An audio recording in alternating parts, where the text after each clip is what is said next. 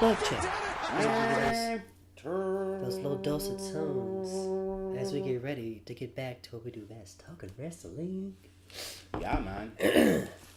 But dude, do you think you can get the audio of Michael Cole doing the Kofi discount? You can open with that. If I can find it, yeah. Okay, if you can't, no big deal. But I was like, that would be dope if we can do that. I'll look for it when I get back. For sure. You should probably send me a text. I will. I'm writing it in my notes. Yeah. Oh, duh. Listen, tomorrow we are all gonna be like focused on plans for Saturday, and I'm actually supposed to be hanging out with a friend tomorrow too. I'm trying to decide if I want to go to the freelance show because Joey Ryan's gonna be there tomorrow, but I'm gonna see him Saturday. So it's like, no, I want to see him on both days and be or just. You guys thought this was going to be a podcast about smoking marijuana? Nope. Nope. We are talking about wrestling because we are 3 Count Nation, and welcome. Yo, we're live, pal. I didn't even realize it. Yeah, man. You caught me off guard. That was a good opening. You caught me cold. Caught me cold. Hey, bro. All life's a work. Dude, 420, man. We're wrestling, quickly approaching it. I wonder what RVD is going to be doing. He'll be wrestling for Impact. I'll tell you that much. I wonder what Matt Riddle is going to be doing. That's... Bro. That's what I want to know. Speaking of Matt Riddle, did you see his match with Velveteen? Yes. What'd you think? It was beautiful. It was gorgeous. And it was also his first loss too. It was, but a well-earned first loss. Because I think now that's going to just put him into the NXT Championship, while still allowing a whole lot of prestige to be on the North American Championship. Yeah, I'm excited to see who they set up next.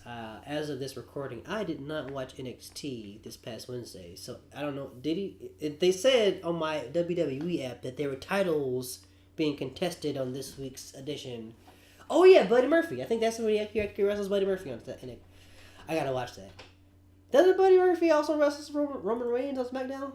He didn't wrestle Reigns on SmackDown. Okay, I think I was just in my head.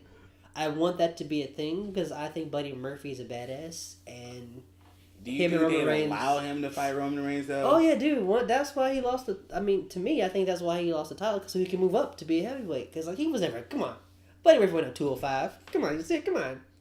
They had a scale. Come on, listen. You know who else had a scale? Crash Holly. The super heavyweight. Crash Holly had a scale, okay? I was minding my business 2 days ago in my house. Minding my goddamn business. I was carrying something. I was like, Crash Holly would carry it like this. Like, the radio audience can't see what John's doing, but he's absolutely mimicking how Crash Holly would hold things. Yes! Cause this... Come on, we know what 205 Live was. Oh yeah.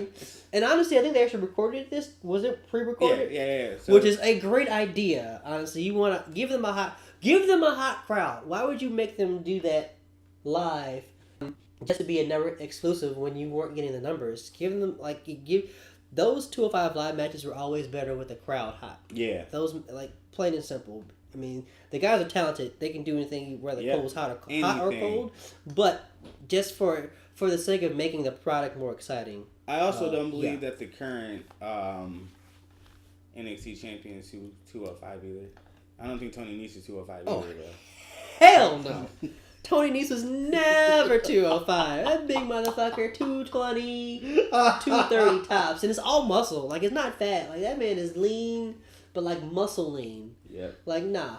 So, I mean, congratulations to Tony Nese. Won a WrestleMania. Had his Mania moment. Good times. But hey, let's get to the real deal. Let's get why we're here. What this podcast is all the genesis of 3 Count Nation was Kofi. Oh, I was gonna say 1 year later we got the Demon. Yo, but no one cares about that. Don't you do that? Don't you do that? Don't you do that? This is the 1 year retro, or not retro, but it's the 1 year since we've been doing this. Yes. And it's been great. And who would have thought in the year 2019, Kofi Kingston is your WWE champion, baby. Yeah, man. John, big dog. you know, I'm a day one Kofi fan. Mm-hmm. It was. I know I'll always remember where I was when Kofi Kingston won. I will, and I'll remember just the state of just like shock and joy that not only did Kofi Kingston win, this everything that led to him getting where he was what he's always been doing. Like there's never been this has always been Kofi. Like if you just gave him the chance to be Kofi. Yep. And he's always been Kofi, but actually really show who he is. And man, he's always been that good in the ring. Always. And against Daniel, I think what made it really special for me is that I'm also a Daniel Bryan fan. And he's been on a tremendous heel run. Like, I listen, the Daniel Bryan, man. Whatever he's doing when he comes back, doesn't matter, because he didn't get a move. We'll get to Superstar Shake-Up later, but whatever he does when he comes back, he better still be heel. He better be trying to save the earth still, because that's just a fantastic piece of work right there. Remember a little while ago, like a couple podcasts ago, I was like, yo, what if we get Daniel Bryan versus Kofi Kingston for the... And you were like, you couldn't pick? I couldn't pick. And then, but you know what? Once I got there, I could pick. It was Kofi all the way. Like, it was Kofi all the way. All the fucking way. The crowd was booing Daniel Bryan. Which, I mean, and you know what? The best part of this whole story is that Kofi was able to take things that clearly kept parallel Daniel Bryan's rise, and make it that much more personal. Mm-hmm. And you know, we as black folks, we root for black folks because we don't get to be there in the WWE Championship. We know the story. The Rock was the last black person to hold the title. That's what we said, 20 years, right? No. He also had. Oh yeah, he hit that late John after he beat John Cena. Remember in 2010? No, that was after the Summer of Punk. So that would have been early 2014. Oh my gosh, yeah. So he's been a recent champion. Or early 2013, one of the two. Mm-hmm. 5 to 6 years ago still. But still, that's a long time. That's a long time, and that's still just The Rock. And it's still just The Rock, exactly. So to see somebody who, honestly, I think his work in the ring is better than The Rock's, if we're having that discussion, I am so happy. And the match is hard hitting. It told a story from beginning to end. And the one thing that almost attempted to sour my excitement was like everybody was like, wait for the turn, wait for the swerve. Like, right? Don't do that. Don't sully this moment.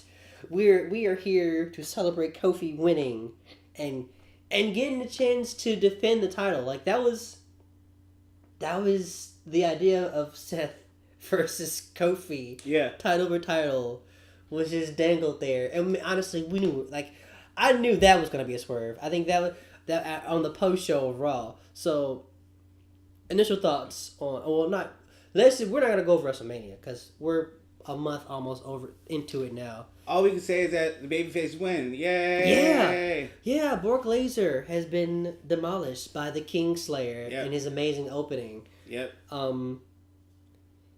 The only reason this Mania will be memorable, in all honesty, to me, will be because Kofi Kingston. Absolutely. And it was too long, first of all. So why did Triple H need... I said I wasn't going to go on a tangent, but here I am. Here we are. Literally 1 minute more. Why the fuck did Triple H need a 20-minute match? It was Batista's last match, man. I get it. I'm not even going to try. Because I wanted to be mad at it too. I really did, but I get it. But it could have been 15 minutes. You could have took off 10 minutes. You could have took 10 minutes off that match. Duh, of course you could have. But you know it wasn't going to happen. Yeah. And it was Batista's last match. So I get that part. Yeah. Yeah, I get that part as well. I guess, and you know what, honestly, this was a better showing from Triple H than the Saudi. Yeah, we don't talk about that. We don't talk about that. That was not canon. No, not canon.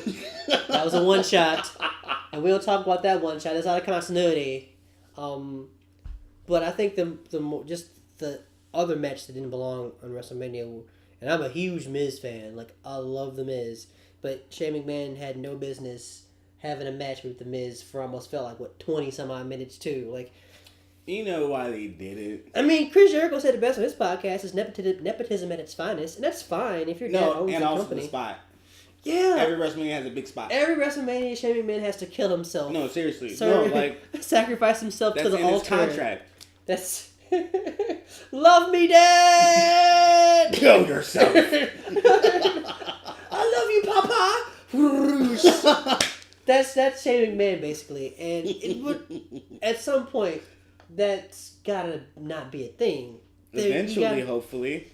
I mean, I remember WrestleManias when Shane McMahon wasn't killing himself, and they were pretty good. I don't. When? Shut up! Plenty.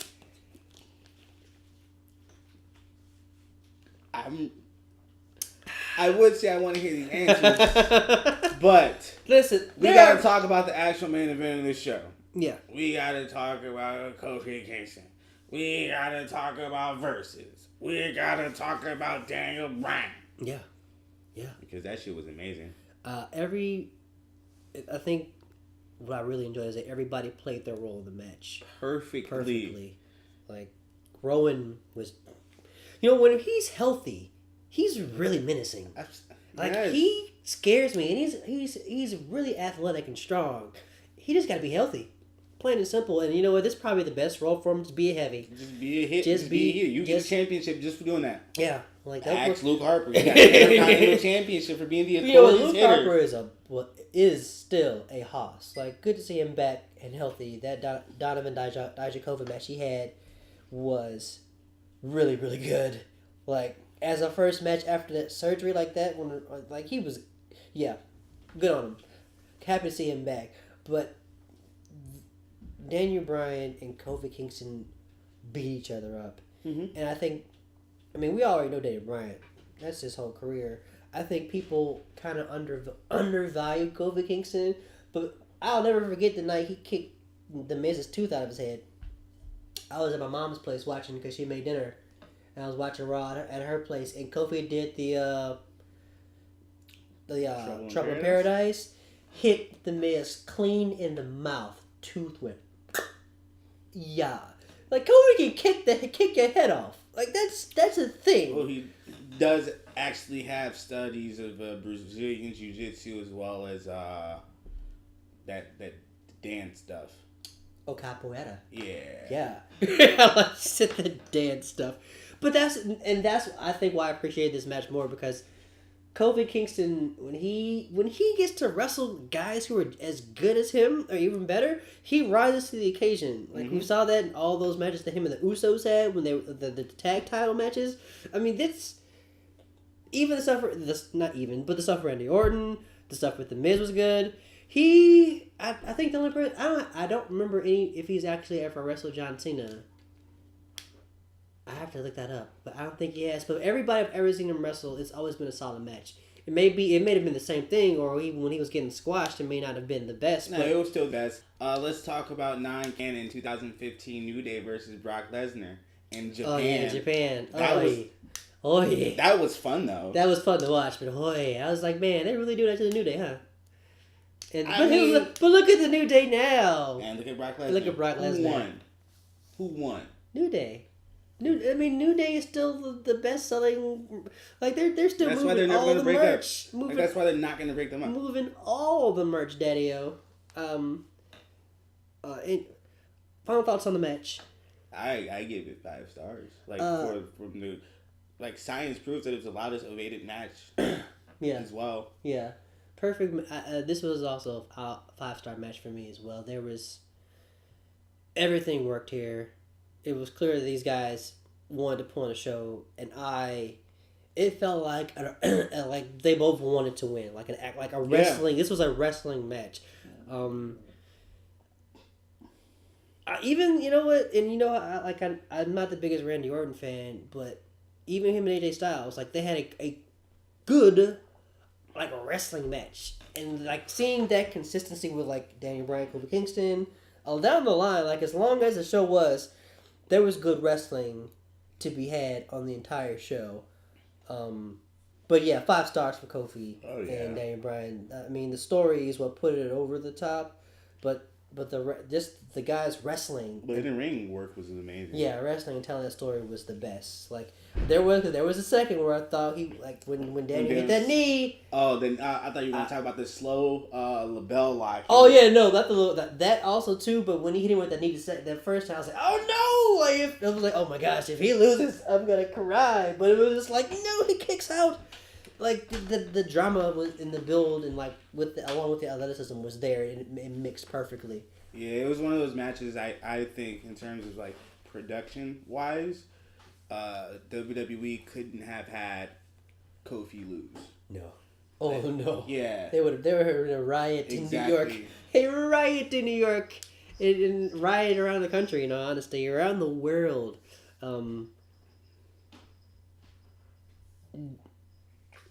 It's a weird thing to say, but let's get into the women's title match because I want to ask you a question about that. My weird thought in terms of this match versus the Kofi match in terms of going on last.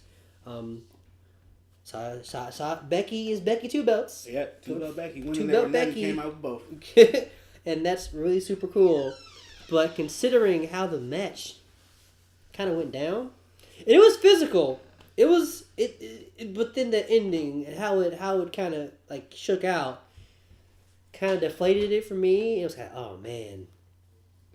But but I don't feel like it took away my initial appreciation of the match. But what'd you feel about that? I think the way the match ended was perfect. It was just like because the subtle story they were also telling was what's gonna happen with Ronda, Like, is she gonna stay in WWE? Is she gonna leave? What if she actually wins? Mm-hmm. And then, like, what about the ref? Was the ref crooked? Was he trying to keep the later belt? Storylines. Yeah, was he trying to keep the belt on something that he knew was gonna stay? Was it a botch on Becky's end? You know what I mean? Like, well, I mean, we know now that like the ref, Ronda didn't get her shoulder fast enough, so the ref counted to 3, and that he wasn't supposed to, but because she never got her, like, he's a ref, he can't not count to 3. So there it was. I bet you they showed him the camera angle where he could have seen both shoulders. Yeah, I mean, they said he like Vince, like him went through the video clearly, and like they talked about it.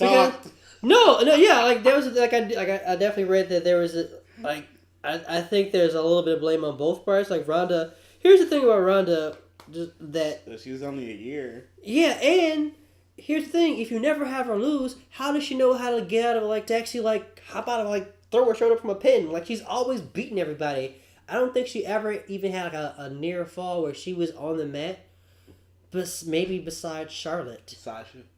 Oh yeah, and Sasha. Like, but that's it. Yeah, that's it. So how did she know how to like actually do it? How to get especially because that was a backslide too. It wasn't just like a regular pin. It was a backslide. I thought it was gonna be like a roll up into a arm bar. Yeah, then you could go into the arm bar. Because it looked like it was just like she was gonna roll her, but then it was like straight up a backslide. It was like, well, if she has never really worked on popping out of a backslide, you just can't expect anybody to be like, ugh. I think it ended just fine because it raises suspense to see if they're actually going to talk about it on the next night, the biggest night of the year. Yeah. So that's just my opinion. Like, it ended perfect. For WrestleMania to leave suspense like that at the main event of it being the first ever women's main event as well, it was pretty cool. Okay. I'm of mixed feelings. I liked the match. I thought it was great. But the way, like the last couple minutes though, where it kind of got really frenetic, and then that pin happened, I was like, oh, what just happened? But also then we find out that Ronda broke her hand. So I wish someone would have drove in on a police car. Listen, Charlotte Hop came in on a helicopter. That's all you're gonna get, okay? That's it. That's your vehicle moment of WrestleMania. It'll never be a tank, a Rusev in a tank. It'll never be that, but it's still a flare in a helicopter. So. It kind of balances out. So I guess here's my question.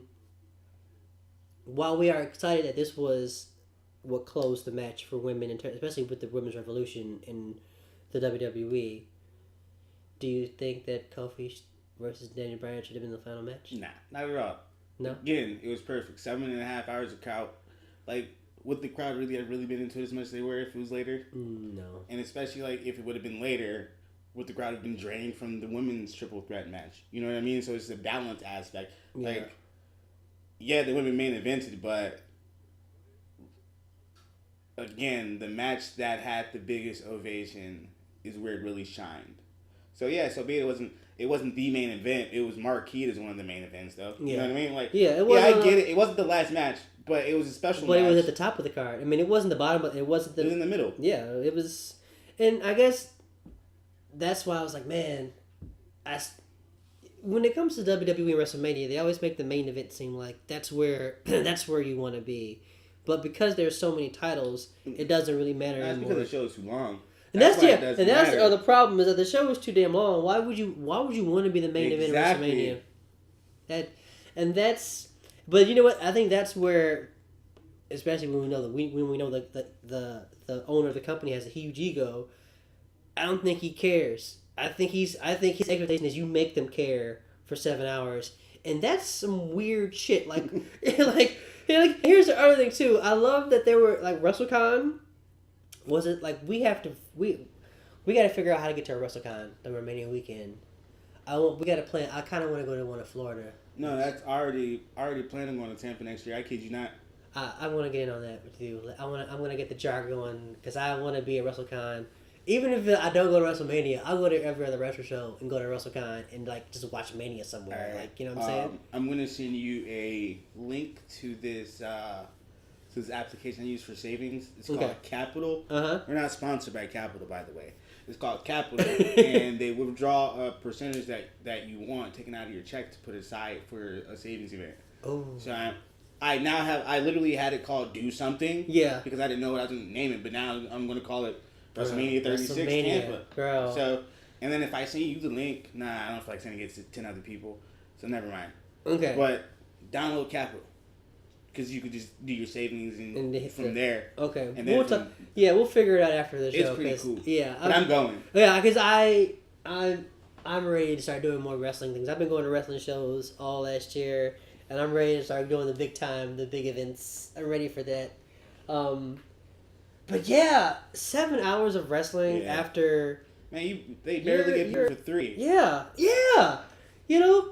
I get WrestleMania is like you want to get everybody on the card and everybody in, but I think you need to be earning your spot. I mean, the fact that Zack Ryder and Kurt Hawkins, which I'm happy they won because I'm a fan of them. I'm a fan of those wrestlers, Major Brothers. But that tag match had no fucking build. Like I did not get like I'm a Revival fan, but that gave zero fucks about the fact that they challenged the Revival online on the WWE exclusive. It wasn't even on television where they challenged them. They challenged them online, and it was like, okay, you'll be on the pre-show, and it's just like, you could have saved that for the Raw after Mania. Like that didn't have to be a WrestleMania thing. Like that, a lot of the stuff could have been. Get that WrestleMania money though. I mean, good for them for getting that loot. I'm never gonna on their videos now. They're selling it with pre-show. I get that. I'm never gonna say don't get your money, but like I think, for the sake of showing a good product from start to finish, you cut that show back to what it used to be 3 hours. Get in, get the fuck out. I would accept 5. I would accept 5. Hard 4. That's where I draw the line. 4 hours. But you get enough. The 1 hour is a pre-show. You get 2 good minutes on the pre-show, and then 3 hours. What you need 5 to do too long. I mean. No, because you already get 5 hours just for weekly programming. I can include the sponsors. It's just. So how do you feel about WrestleMania being 2 days? I would love that. I would love that. Listen, Joey Janela does Spring Break Part 1, and they were both tremendous. They could literally do 2 days. They could do WrestleMania and WrestleMania Monday. Because, Raw, I think, is just as big, if not bigger, included into there because since SmackDown's going to Friday. So I'm going to build on that. Your point. I'm going to say you move the Hall of Fame, whatever, to Thursday. You take over Friday. Mania Part 1 is Saturday night. And then the big stuff is Sunday, like your regular WrestleMania. I think that's... If that's the route they ever decide to go, if they're going to go that long, but keep it interesting, TakeOver was another kick-ass show this year. I mean, Velveteen Dream is like he's going to be the next big thing in the WWE in 3 years. Don't bring him up. Yeah, I'm glad he wasn't on Superstar Shakeup. I'm gonna put it like that. But Velveteen Dream is the fucking truth. Aleister Black and Ricochet, the truth. I'm not calling them the Viking Experience, just their War Raiders. And honestly, War Machine was such a badass name. Why did they change it from War Machine? They can't do War. Marvel. No. They can't do anything War related on their programming. No, I'm so serious. I know. I know. PC. They're so. No. Not just PC, because they already have so much war stuff on their TV. War games. Ember Moon calls herself the War Goddess. There's like 2 other examples I was reading about. So they didn't want the oversaturated. I enjoy the name Viking Experience. I don't care. I enjoy it. I enjoy the name. If you got beat by the Viking Experience, that sounds like an ass whooping. When I woke up, because I missed Raw, when I woke up to that news, I thought it was a joke. And then I saw it, it's like, that's not a joke. The Viking Experience sounds like a ride at Disney World. Like in the fucking, like, you know how Epcot has all the different countries? The Viking Experience would be the one you'd see in, like, the Finland, right? Is it Finnish? Norway, thank you. You'd find the Viking Experience in the Norway part of Disney World at Epcot. That's what I think about. I don't think about 2 badass dudes beating the shit out of you. Like, the Viking... I do. I imagine them jumping me from behind. One of them has a fucking shield. The other one has a hammer, and they're bludgeoning me. You keep that, because I don't I don't feel that at all. So overall, Mania is Kofi. Kofi is WrestleMania. Oh yeah. But besides that, it was just a okay show to me. And I don't feel bad saying that. I think, you know what? I just gotta be honest. I have spent the last couple of years not watching as much WWE as I pretend to. Like, I do, but I watch so much other wrestling from so many other promotions with so many other wrestlers, and you see so many other match types happen that I've watched Raw and seen the Usos fight the New Day. Don't get me wrong, that's an amazing match, but I've seen it a million times. I've watched Cesaro and Sheamus wrestle insert wrestler 1 and 2 a million times. It gets old really fucking fast. And with and we'll get to the Superstar Shakeup, but watching other wrestling promotions have these matches with, like, either newer wrestlers or wrestlers you may have never heard of, or just folks who wrestle a different style, it's fun, and it's a lot more interesting than what you're seeing on television. Unless you're watching NXT in NXT UK, and you're kind of seeing that, but it's a broader scope when you're looking at all the other independent wrestling promotions who are getting really good wrestlers who could really be in WWE. I mean, Lucha Brothers, they're amazing. Oh my gosh! I mean, the Young Bucks, Cody, but they're never going to WWE. But like anything in New Japan with, like, the LIJ, Okada, I mean, those guys have great matches. Like, we are living in another, like, golden age of wrestling where you don't have to necessarily watch WWE to be a fan of the sport of wrestling. And the cool thing about it is that you could watch these other promotions and not worry about tanking anyone. You know what I mean? Like, no one's fighting to put people out of business anymore. Yeah. Like, they're actually fighting because they're actually only everybody's making money. They're making money. So, like, don't screw it up. Just keep doing the thing that's making you money. Exactly. And that's what's happening right now. And I know that, and I mean, and even that kind of divides people, because even when let's get into the Superstar Shakeup, because I think a lot of what we're discussing in terms of, like, how the product is different is kind of like we're seeing WWE wrestlers leave because the creativity that we see everywhere else isn't necessarily happening in the WWE. Yep. So the Superstar Shakeup was Monday. we got the Viking Experience. We also got. I had the names up and then I lost them. Do you have the names up for the shakeup? Are you talking about from Raw to SmackDown or SmackDown to Raw? Raw to SmackDown. I had them up and then Raw to SmackDown was Elias and Roman Reigns. Finn Balor. Liv Morgan. Yo, I'm kind of bummed they broke up the Riot Squad. I mean, I think this will give a chance for Ruby Riott to probably do like more. We got Mickie James. We got Ember Moon. I hope they finally let Ember Moon shine on SmackDown, man. I did a thing.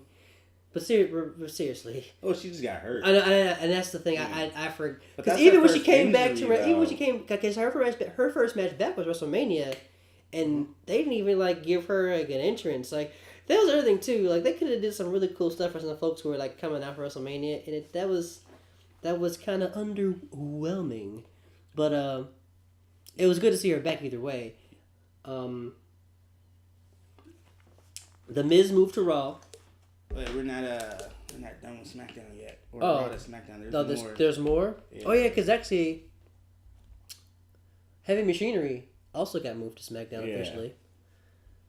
Which, oh my gosh. What do you... Gable moved to SmackDown. Yeah, so him and Roode are donezo. Which means that we get another Bobby Roode. Roode moved to SmackDown. No, sorry. He stayed. Yeah. Yeah.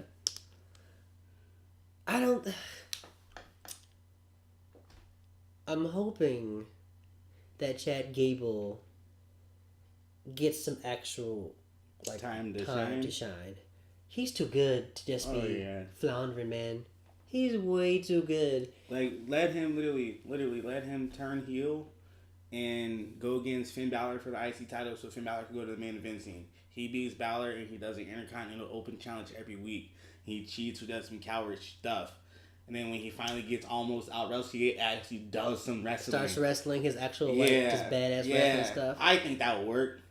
He has the ego and moxie to just he's more Kurt Angle than Jason Jordan was when he was the fake son of Kurt Angle. Son, okay. You shut up. Chad Gable's way more in that mold of Kurt Angle. I'm not even gonna try to lie. There are some angles where Jason Jordan and Kurt Angle actually look alike. I'll absolutely cop to agreeing to that. But if we're talking, I just feel like Gable's wrestling acumen and skill is a lot more. Because of size. Yeah, and also like him and Jordan is way bigger. Jordan's way bigger, but he always just kind of came off a lot more like as a Rock. Like a Haas wrestler. Like he wants to agile Haas. Yeah, but like Gable can just go. Yeah, like Kurt Angle, suplex you all over the place. But Gable, I in my opinion, Gable has also he knows more sports entertainment than Kurt did, because Kurt, Gable could do like flippy stuff too. You know what I mean? Like consistently. Yeah. Oh, so that's what you mean when you say sports entertainment. You mean like the more like spectacular. Yeah. The flippy, what I call the flippy shit. My flippy shit.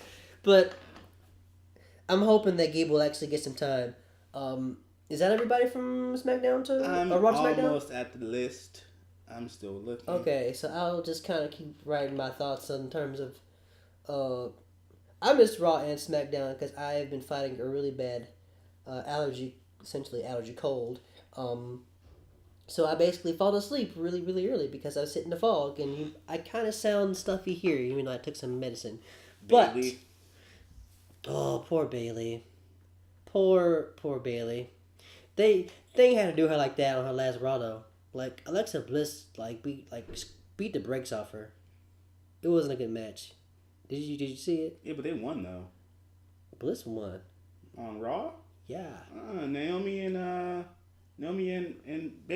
Bailey won.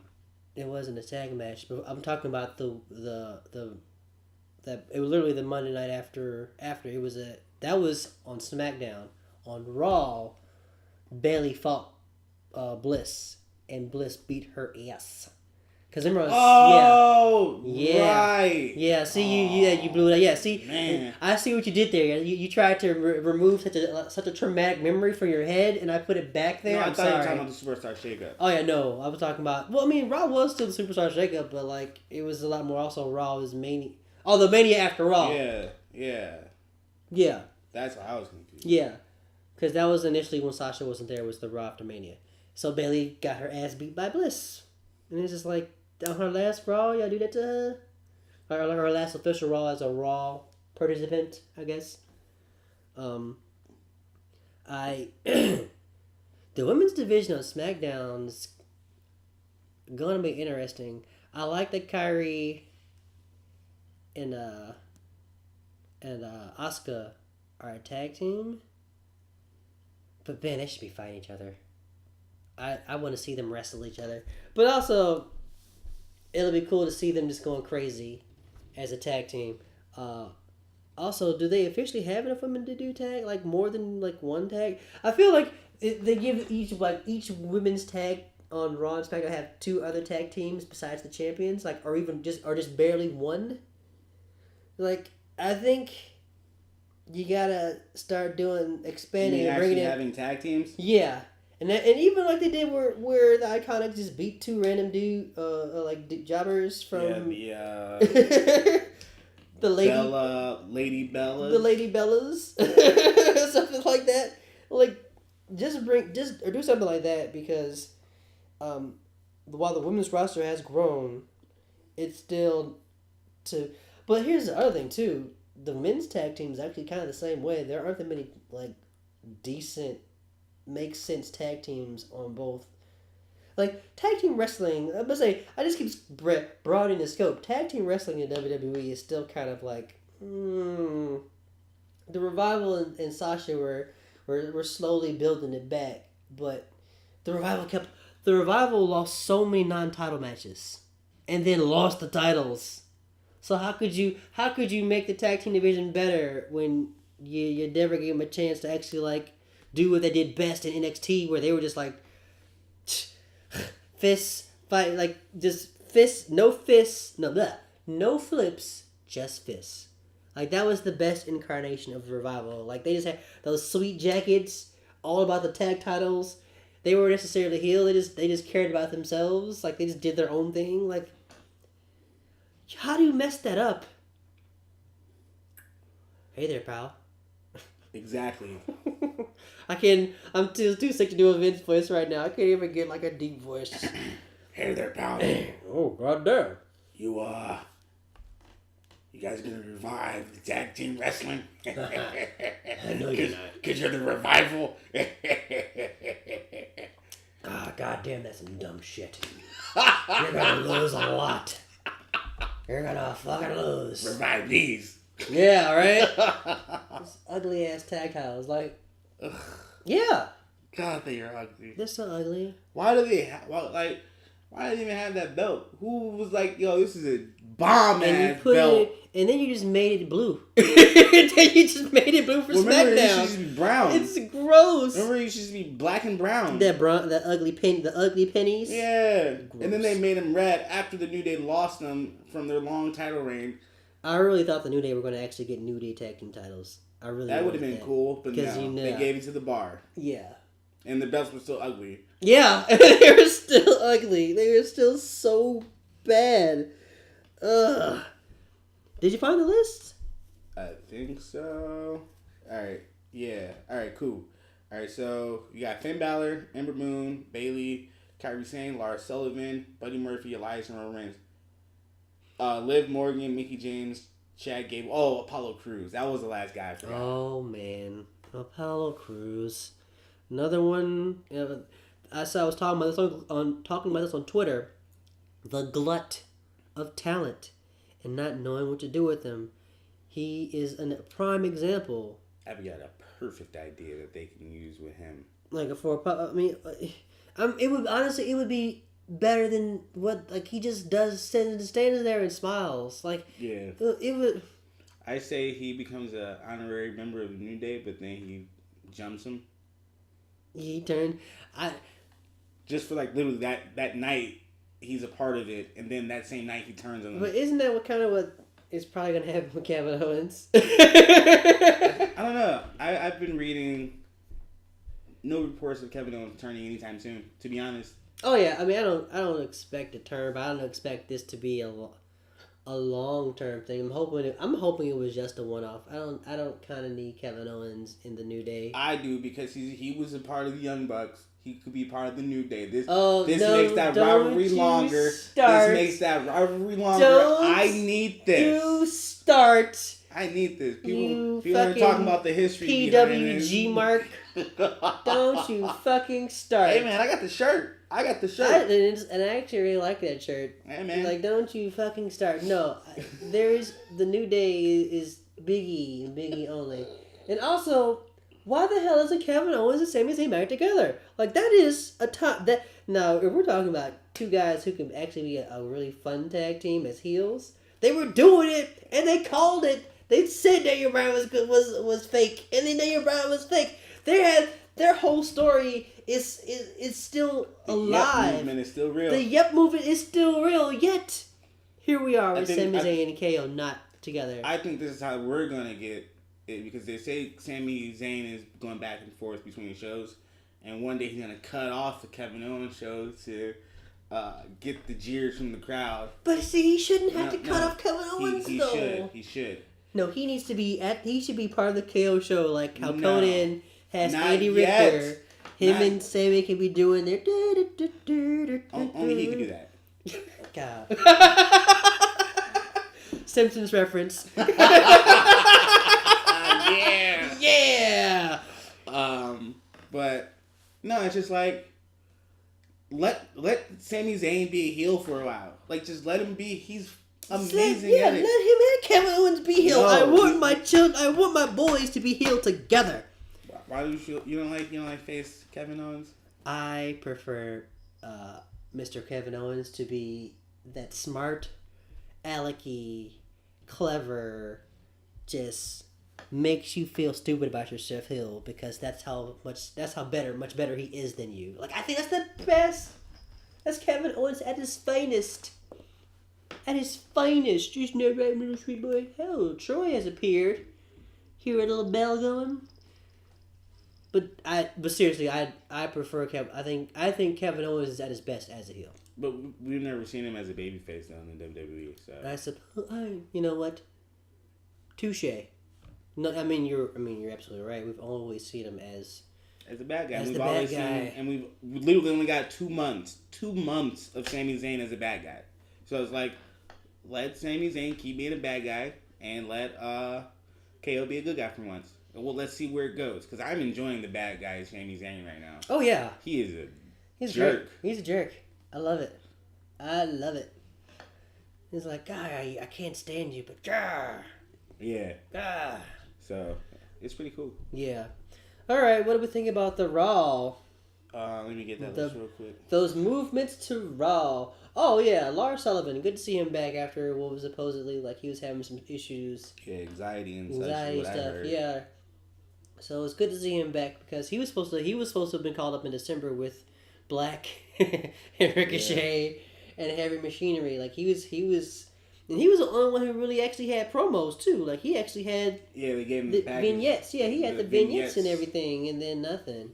So it's good to see him back and tossing around Rey Mysterio, because Rey Mysterio, that's part of his gimmick. He gets tossed around by the big guys. Now on Raw, so we don't even know if that's. They double listed Lars Sullivan, so we don't know if he's on Raw or SmackDown. Oh my goodness. So anyway, here's the list for Raw. We got The Miz, the Viking Experience. I fucking hate you right now. God damn it. We got Cedric Alexander. Yay! We got Zelina Vega. We got Andrade. We got the Usos. We got Naomi. We got Rey Mysterio. We got Lacey Evans. We got AJ Styles. That's a big deal. I'm excited for that. Oh, yeah. He was the big deal of the show. Yeah. R.I.P. to Sanity, because now we have Eric Young. Yeah. Oh, gosh. They never even got a chance. They never even got a chance, brother. Also, EC3, Ricochet, Aleister Black, And again, Lars Sullivan, he's double listed. Talk about another talent from NXT who's like not being used correctly. I mean, EC3 got fucking demolished. Yeah, I don't get it. He got fucking destroyed by Braun Strowman. And it was weird. I don't get it. I don't once again, talent. You have a lot of it. Let that man go out there and wrestle and talk on the mic and just be that 1%. It's not hard. It really isn't. And I didn't even see this. The revival in EC3 were talking about, like, just jokingly talking about being the Four Horsemen. Like, yeah. Right? Right? Who would you have pick? EC3 is Flair, obviously. No. Oh. Who's number 4? Ooh. I mean, if the revival are your Arn and Tully and EC3 is your Flair, your Barry Windham is Oh my gosh. I don't know. That's a good You question. wouldn't have Drew McIntyre? Oh, no. Only because he's a loner. He's not, like, the thing about the Four Horsemen that I'll always forever appreciate is that, like, as much as they were the individual, they collectively, you knew that the Horsemen were there to whoop your ass. I don't see Drew McIntyre. That's all he's been doing the last, like, No, but 6 months. I'm saying as, like, part of a team, though. Yeah, he was on a team. He's been on three teams if you include Ziggler in the tag team. But look how many teams he's been a part of. 4. Look, that's what I mean. He's been a part of all these other ones. I don't think you need to put him in another one. I think he works better by himself. And if he needs to align himself, because like when he's a badass, he's like, you're with me for right now. It's like, oh, okay. So who would you have as the 4th? I don't know. I legitimately cannot think of somebody who could just be president. I mean, nah, because if you're gonna be you gotta kill you gotta shave that beard, son. You gotta clean up a little bit if you're gonna be the Horseman. Because I mean, even Dash and Dawson, like, I don't know. That would be amazing. I mean, Harper would be the absolute tank of the. It would be what, EC3? Oh, this is crazy. I was gonna say Lars Sullivan. Never mind. Yeah. But when, thinking about Luke Harper, that would be kind of rad. But as we heard about Luke Harper, he put out a statement actually yesterday saying that he asked for his release from WWE, which is a bit of a bummer because, as I mentioned earlier in the show, he had a bomb-ass match against Donovan Dijakovic. Yep. At the Access event. With a proper heel, by the way. Yeah. Proper heel. Knows when to go overboard just to get the heat, but also takes it back. So it's like, he's not one of those guys who's like, he'll get the heat and then he doesn't know what to do, and he knows exactly what he's doing. And he is great. Dude, it was a good match. Like, they fought. Like, it was a fight. Really good. It wasn't a wrestling match. That was a fight. Yeah, I mean, yeah. Those you boys, heard it. Those boys kick each other's ass. Yeah. And it was like, man, it felt like, okay, especially after he won, it's like, okay. He's winning here. Let's see. Maybe we get to see. Harper has requested his release. Boom, yeah. Like a day later. It was like, wait, huh? Bro, like, whoa. I definitely am a little bit bummed because out of the original Wyatt family, Harper, like, Bray Wyatt may have been the one with the voice and, like, the charisma, but Luke Harper was, like, the heart and soul of that team. Just his talent, his ability to tell a story with his face and in the ring, and, like, the man could go to the top rope and fly out. Like, the dude had everything. Yeah. Everything. I mean, his intercontinental title run was underwhelming, but once again, that's creative. No, I'm saying that's his fault. I'm saying that creatively. No, I'm saying that was not underwhelming at all. He had a fantastic ladder match against Dolph Ziggler. That's the thing. He had great matches, but they didn't give him much to work with in terms of telling the story with the IC title. It wasn't like open challenges with John Cena every week. It was just that, okay, You're gonna wrestle Luke Harper for the title, and it's going to be a good match. But there wasn't much of a build to it. There was a build. The whole thing was Dolph Ziggler was being effed over by the Authority. Like literally, that was when the Authority were. But that was the Authority. That wasn't Luke Harper. That was the Authority. Like he was inputted into a story. When has Luke Harper ever had to display true personality in WWE? You know what I mean? In terms of being a brood in the background. Like, let's be real. Yeah, but that's what I'm saying. Like he should have been given a chance to show more, but the matches were great, right? Like we're not disputing that the matches were because of his character. He doesn't need a story. He's one of those people who you know what's about to happen. So because of it, you kind of like I call it the Undertaker experience. Yeah, it's more so the name than him needing a story. It's like, oh no, I'm just gonna have this guy beat your ass. Literally. Because remember, that's fair. They tried to do the story stuff around. I think it was a fill-in because remember they tried to do the story around him and Eric Rowan, but Eric got hurt. Eric got hurt. Yeah. So I'm assuming they had to do something with Ziggler. I mean, I think this once again. I mean, not Ziggler. Sorry, Rowan, and so Ziggler happened to have the championship. So why not? I think this is where.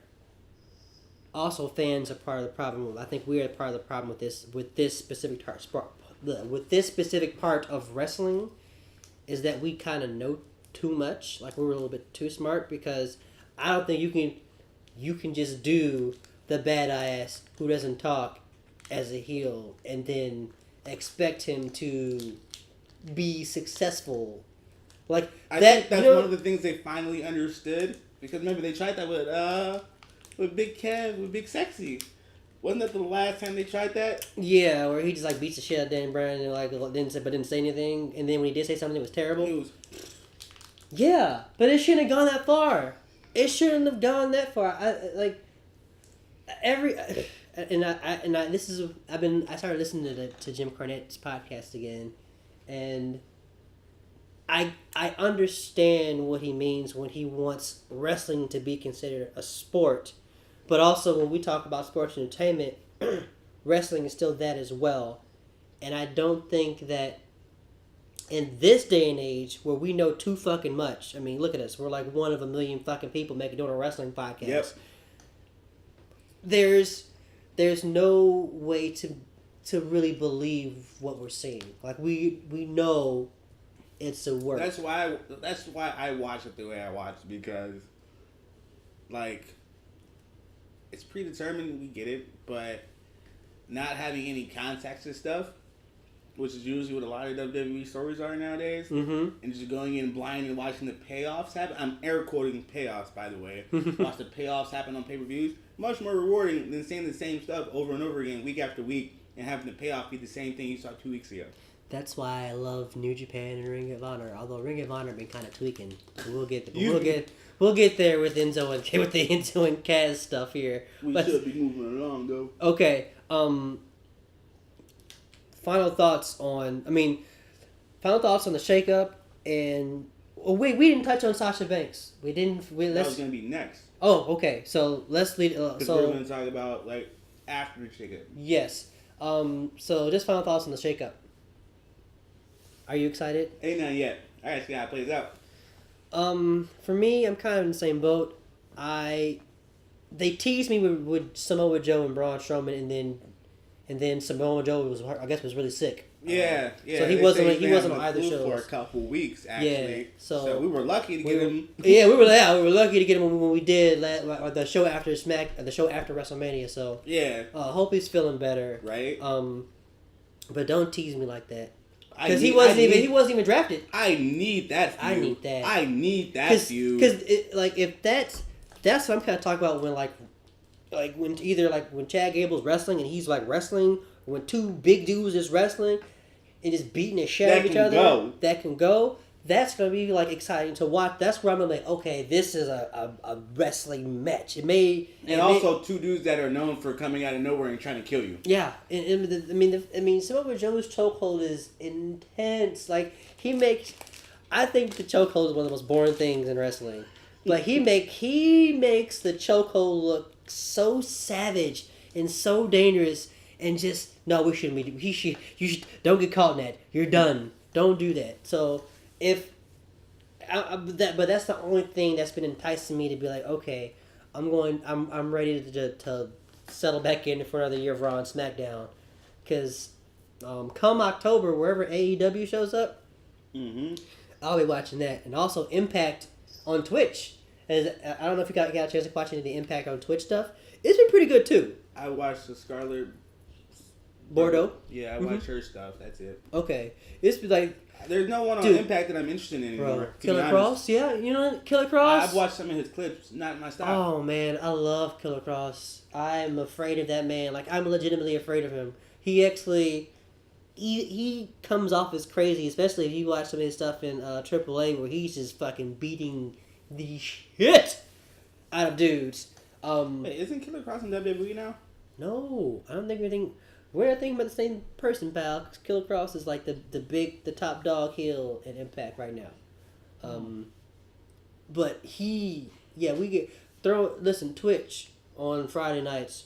Just watch for Killer Cross and like his whole thing. Like don't just watch clips. You got to see him in the ring and out because it's a whole. God damn it, it's a whole experience. Fuck. Fuck. Moving on. Like the boat we rode on. Fuck you. Fuck you. So, let's get to some question. This is all merely speculation talk time now, guys. We're in that mode. This is no longer fact things. This is just Twitter and what we know from Sasha Banks saying, her hashtag, whatever the fuck it was. If you only knew. She's on vacation. She was not in Raw.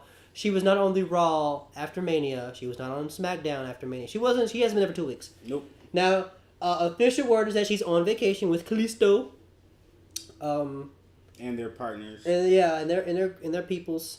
But unofficial word is that she was not happy about losing the titles at Mania, and was it that she asked for her release, or was it just that she wasn't happy and she just kind of walked out? No, she said they were saying like no one believed her saying she was gonna walk out, and after they lost the title, she said she wasn't gonna come into work, and everyone was like, yeah, whatever, sure, and she didn't show up.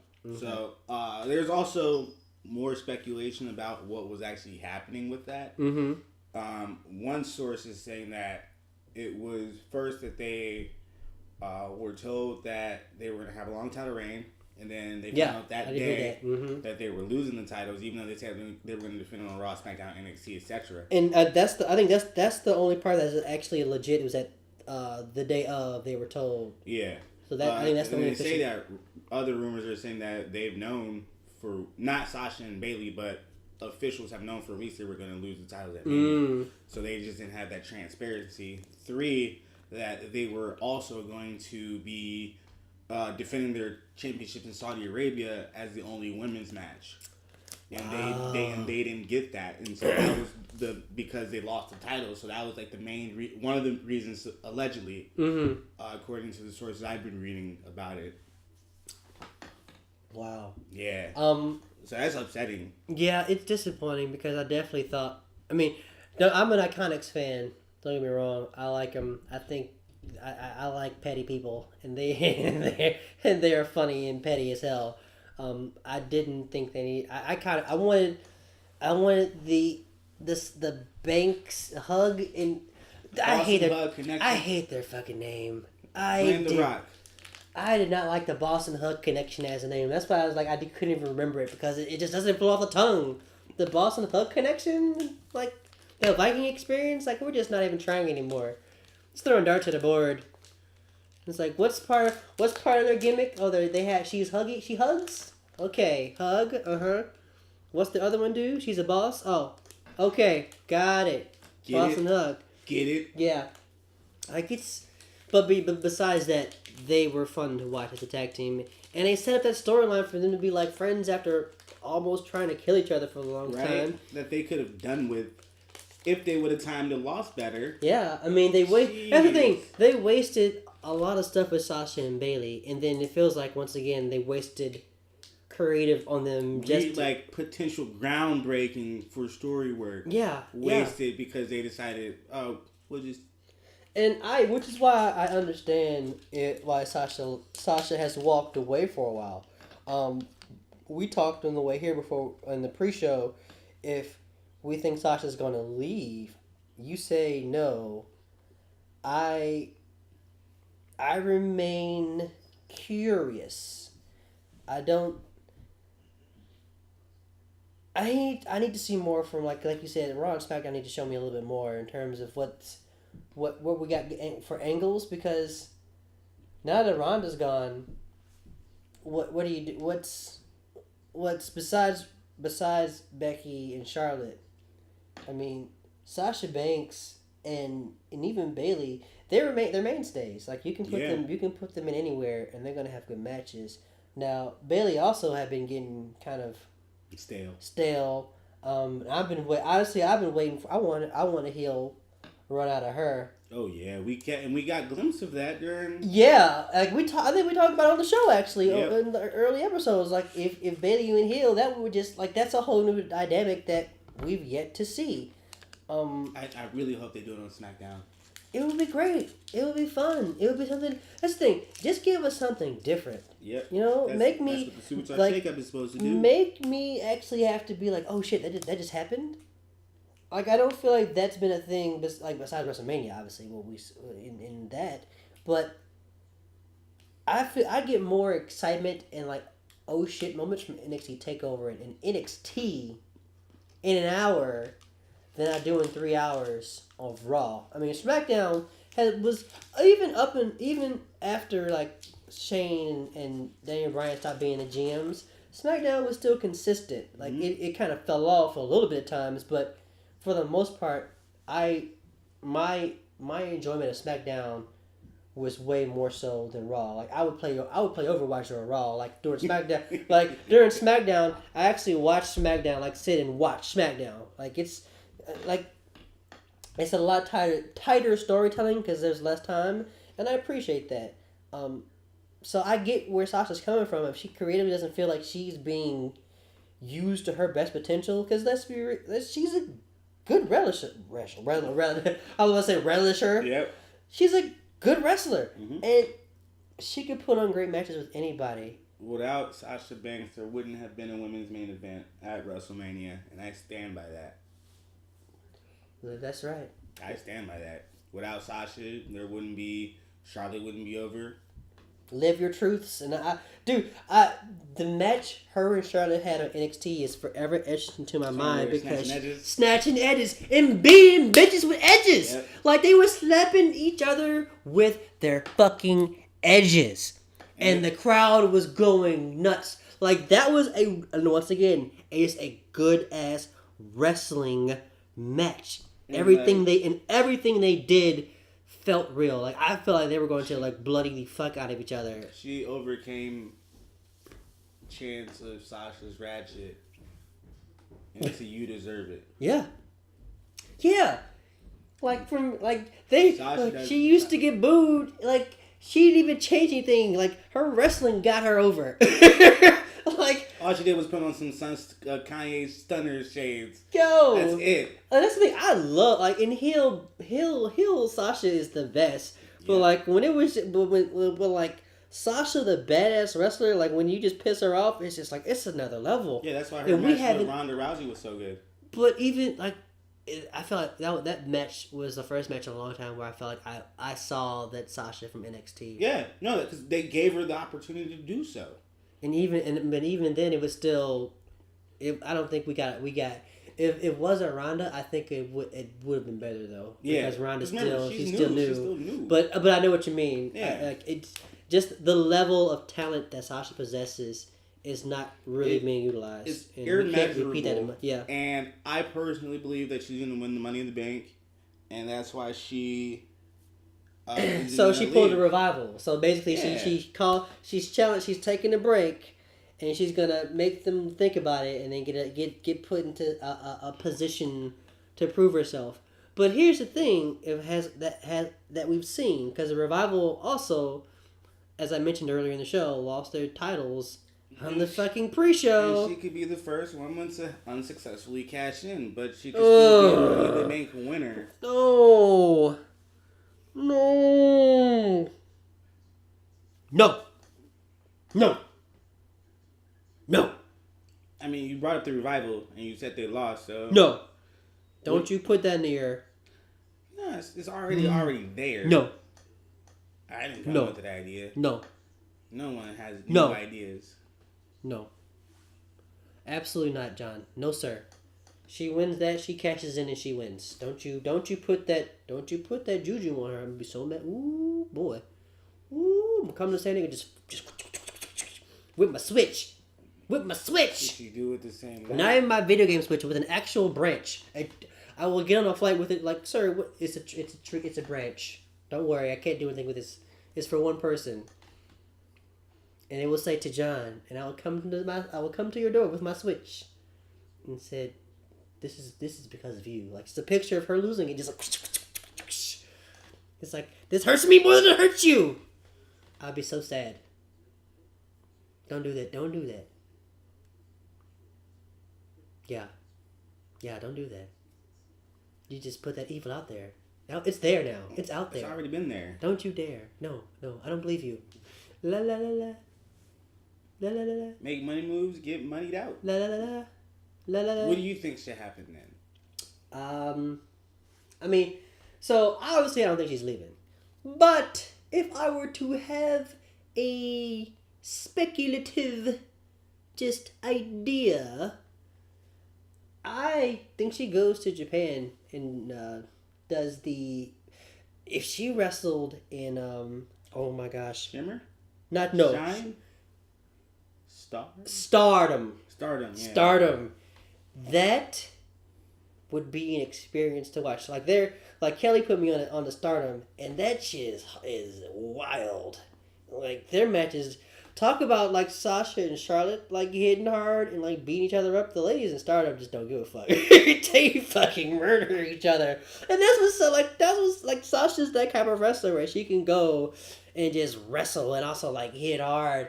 I would love to see her in like, wrestle in Japan and Stardom. Dresses like she wrestles in Japan. Those look really awesome colors, and she getting all the bouquets and, like, throwing the streamers. Oh, she would totally fit in over there, especially and if she's she did a nerd. If she did her heel gimmick over there, her total. Oh my god! And does it in English. Oh my god! It would be tremendous. Literally, like, start the Banks Club, dude. It would be tremendous. Like this.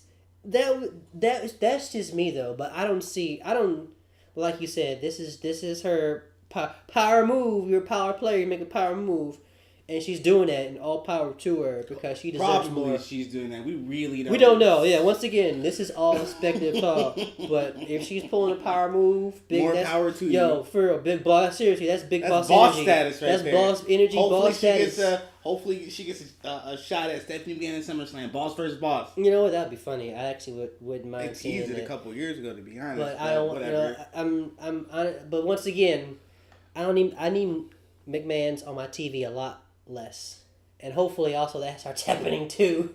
Although was Shane on Raw when Miz got drafted? Yeah, he was. Yeah, he was the one that. He was. Yeah, he was the son. He was talking that shit. He even had Best in the World in French. That's right. I forgot about that. And I want to keep forgetting that Shane McMahon is the best in the world. Sorry, I'm not gonna do that. Not canon. Not canon. Not canon. Remember, that is not canon. So why do they have him waste TV time? Because he's the son of the owner of the company. That's like, why do you keep getting not arrested but being drunk all the time? Because my father owns the cops.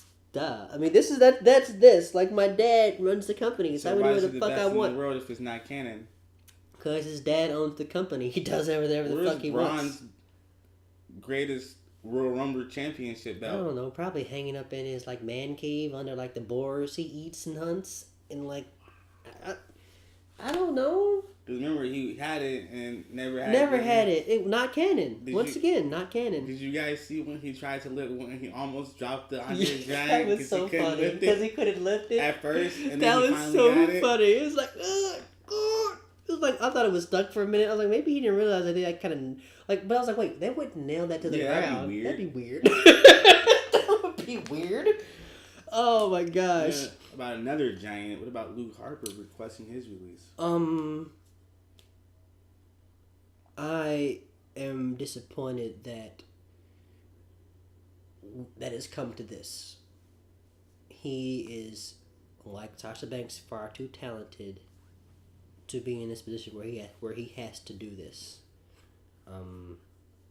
But also it makes the point that I had on Twitter a couple hours ago. At Tranquillo Kitten, if you're looking for me. Also, you just put in Kofi as my champion. That's my signature. I said that there's a glut of talent, and WWE doesn't know what to do with them. And you look at Sanity. Sanity is one of those prime examples where they had a hot opening.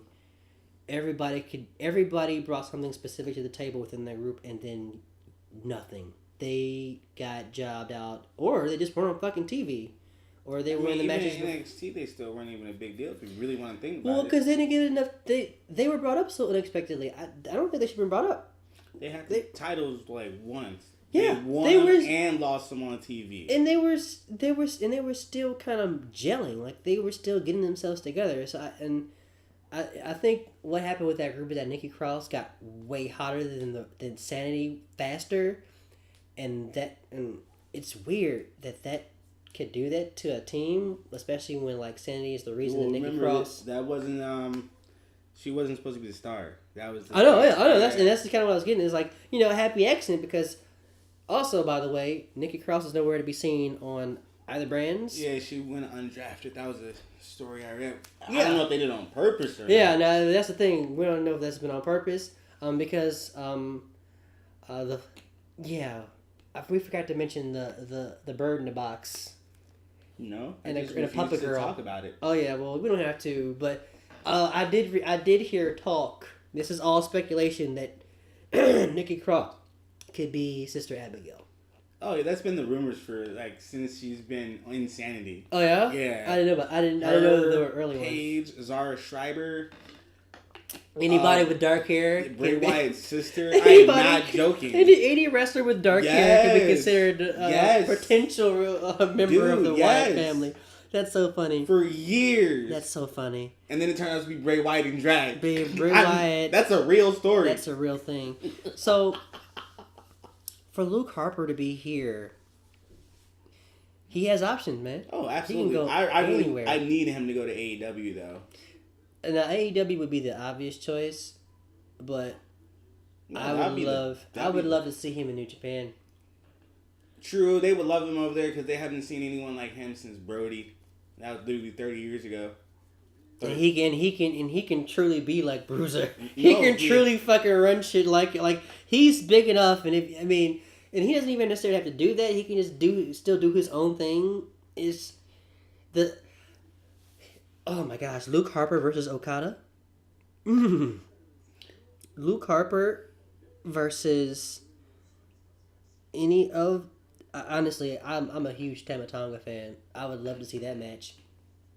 Or Luke Harper versus anybody. Luke Harper versus Ishii. Nah, I need to see Harper versus Naito. Harper versus Naito would be dope. He tries to hit the discus clothesline into the Destino. Oh my god. Oof. Ooh. Kota. Listen, Ibushi versus Luke Harper. Ooh. Banger. Man. Banger. Yo, the Ace versus. Listen, the Ace can still go. I thought he was hurt. When is he not hurt these days? But like when actual real injury though. Yeah, no, I was half joking because he's been kind of nursing things for the longest. Like he literally was wrestling with like the one knee. Yeah, and also but also like he had like a really bad muscle tear. Like he actually wrestles with the real injuries, and it's kind of like you should stop. Take a break, sir. That's why he's the John Cena of New Japan. Just don't give up. Just don't But dude, Luke Harper, any of those guys, piece of just work. So, I think that he has potential to go anywhere and do anything. I don't want to see him in Ring of Honor because I don't know what the fuck Ring of Honor is. They don't know what Ring of Honor is. So what the fuck? Why was Enzo and Cass? The wrestlers don't know. The wrestlers literally don't know. PCO thought he was going to have to knock Cass out for popping up behind him. Like, I kid you. It's clear that only Bully Ray and the Briscoes knew. Like, and even security was like, what the fuck? Like, that's wrestling. So, yeah. Like, how do you, in this day and age, how is it that the right hand doesn't know what the left hand's doing? Tommaso Ciampa. Oh. That's the whole same, well, not the same, but another thing, right hand, left hand. Dude, like, and then, here's the worst part, because I was watching that G1 Supercard, they didn't even show it on camera. Like, you just saw Bully Ray coming down the ring, and then you see Jay Briscoe just whooping on somebody with some hair. Like, and they didn't mention it. They mentioned nothing about it on the air during the commentary. Nope. It was very clear that nobody knew it. And then when the Tonga, like, when Gorillas of Destiny just fucking went off after, I was like, yo, clearly they said the Ring of Honor titles were toys. With toys, yo. When that video of him chucking the title across the room is the guy who was looking next to the belt was like, wait, was it? Yeah, right. Did this happen? Did that just happen? Did this happen? Like, what if all that was a work though? I see. Here's what I don't think that part was, because everything says that Ring of Honor acted like they didn't know it, yet they posted it to their own Twitter feed, like right after it happened. Oh, damn. So they acknowledged it, even though they didn't acknowledge it on the air. They didn't acknowledge it. Well, WWE does that all the time. But they have people that were drafted in Superstars take them out on TV. Yeah, but that's different. That's a draft. If you're trying to get an angle over here and you're trying to show off that, you have this new talent, which by the way, Enzo and Cass, that's not, for Ring of Honor, that's a step down. Let's be real. Ring of Honor is, what for, just, Ring of Honor to you is what? Real quick. Fourth biggest? No, in terms of like, what type of wrestling? Bro, I don't even know, to be honest. Honest? Okay. Like, they're a lot so known for... I haven't seen any of their new stuff, and I haven't watched Ring of Honor in years. Their stuff is a lot more about, like, focused on the wrestling aspect, like, and not. I know that. But that's what I'm saying. Like, it's not about the sports entertainment part where you would have an Enzo. Haven't they been doing that like literally the last 6 months, which is why everyone's so confused about what's been happening? Yes and no. I think the stuff with Matt Taven is supposed to be that, but I don't like Matt Taven. I congratulations to him. He's a new ROH champion. Like the same weekend, Finally beat the curse. Yeah. The same weekend Jay Lethal lost his title, Kofi wins, but you know what? It's okay because Jay Lethal's still one of the best ROH champions of all time. But, just back to that. One of the best, okay. Mm-hmm. I was going to say the best. Oh, okay, listen. Live your truth. No, live your truth, Playboy. Live your truth. For Ring of Honor, this is weird. It seems like a step down. Especially when you do a show with New Japan, and New Japan is what? Wrestling. Like, it's not the best. Yeah, and it's less about true. And you get these two Garbo. I'm so sorry. See, I'm sorry. You guys what I mean? try. Yeah, but you're not on the level of New Japan and Ring of Honor, and ring work. Which is why I think that part wasn't a work. I think that they were legitimately upset and embarrassed by what happened. Yeah, like why are these guys here? Yeah, why are these guys here? Did you guys really stoop to this level? Ding, especially also when they brought in Velvet Sky too earlier in the night, and it's like those ladies. Wasn't she? She wasn't a good. I've never liked her wrestling. I think she's great on the mic, but I don't think she was a good wrestler in my opinion. And the internet's kind of like back and forth on that, but also they kind of threw that part in there with the Enzo and Cass stuff in terms of like ROH not being sure about what they want to be as a wrestling company. So let's end like this. Final thoughts going forward for the new year in terms of what we've seen. WrestleCon was crazy. I don't know if you guys are watching any of the wrestling shows from WrestleCon, but WrestleCon has some amazing shows. Go already way to watch those. Joey Janela's Spring Break was amazing. Beyond Wrestling was awesome, and New Japan had a couple of shows with their guys. Go check it out if you guys can get a chance. But overall, wrestling in 2019 is going to be fucking bananas. It's going to be lit. I really want Kofi to have the title for a year. Might as well keep the cycle going. The last like 4 champion reigns have been long. So why not keep it that way? Personal Bingo. opinion. Bingo. So Roman Reigns can lose a little bit. Roman Reigns can take that L and be okay. Brock Lesnar can lose damn near clean. Yeah. Yeah. Just Just saying. Let Kofi. Listen, all I'm going to say is let Kofi be. Exactly. This is the year of Kofi. And this is also the year of the return. So don't fuck this up. Yeah, seriously. You have one job, WWE. You accomplished half of it. Now finish the rest. Finish the rest. Yeah. I'm excited though. All my favorite guys are champions right now. Literally, Kofi, Seth, and Balor. They are all champions right now. Yeah, I can say that just based on all the wrestling I saw, it was great to see Kofi win the big one. It was just great to see so much just diversity in the wrestling I saw on WrestleMania weekend. Like, my wrestling cup runneth over, and I'm excited for the future because ACH and Shane Strickland. The future. Did Shane Strickland cut his hair? I can't. No, he had his locks back because he did the lock bang.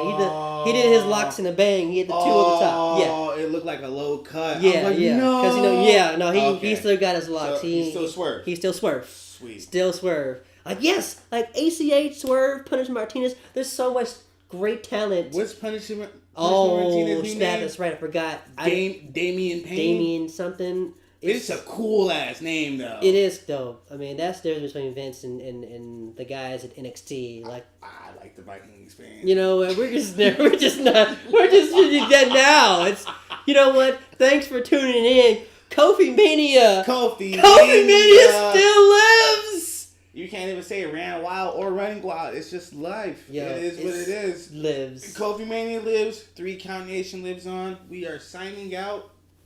Peace. Me.